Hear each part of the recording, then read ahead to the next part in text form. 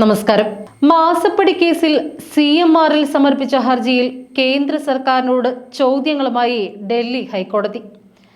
SFIO നൽകിയ ഉറപ്പ് പാലിച്ചില്ല എന്ന് ഡൽഹി ഹൈക്കോടതി ജഡ്ജി സുബ്രഹ്മണ്യൻ പ്രസാദ് ചൂണ്ടിക്കാട്ടി. എന്തുകൊണ്ടാണ് കുറ്റപത്രം നൽകില്ല എന്ന് ഉറപ്പ് പാലിക്കാത്തത് എന്ന് കേന്ദ്രത്തോട് ജഡ്ജി ചോദിച്ചു. ഇക്കാര്യം രേഖപ്പെടുത്തിക്കൊണ്ട് വീണ്ടും കേസ് ചീഫ് ജസ്റ്റിസിന് തിരിച്ചയച്ചു.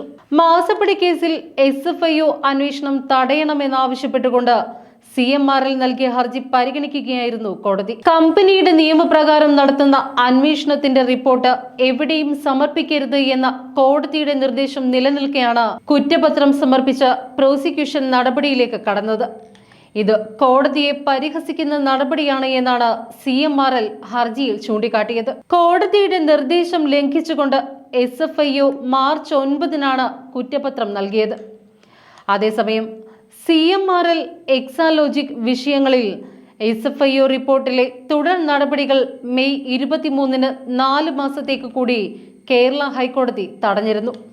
സമൻസ് അയക്കുന്നതടക്കമുള്ള നടപടികളാണ് ഹൈക്കോടതി തടഞ്ഞത്. നേരത്തെ 2 മാസത്തേക്ക് തുടർ നടപടികൾ ഹൈക്കോടതി വിലക്കിയിരുന്നു.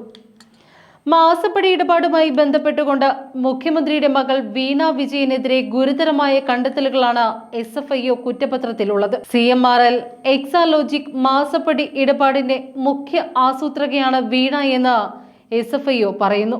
എക്സാലോജിക് കമ്പനി തുടങ്ങിയതിനു ശേഷം വളർച്ച താഴോട്ടേക്കായിരുന്നുവെന്നും കുറ്റപത്രത്തിൽ വിശദീകരിക്കുന്നു.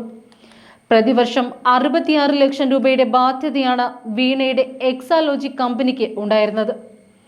CMRLുമായി ഇടപാട് തുടങ്ങിയതായിരുന്നു പിന്നീട് കമ്പനിയുടെ മുഖ്യ വരുമാനം.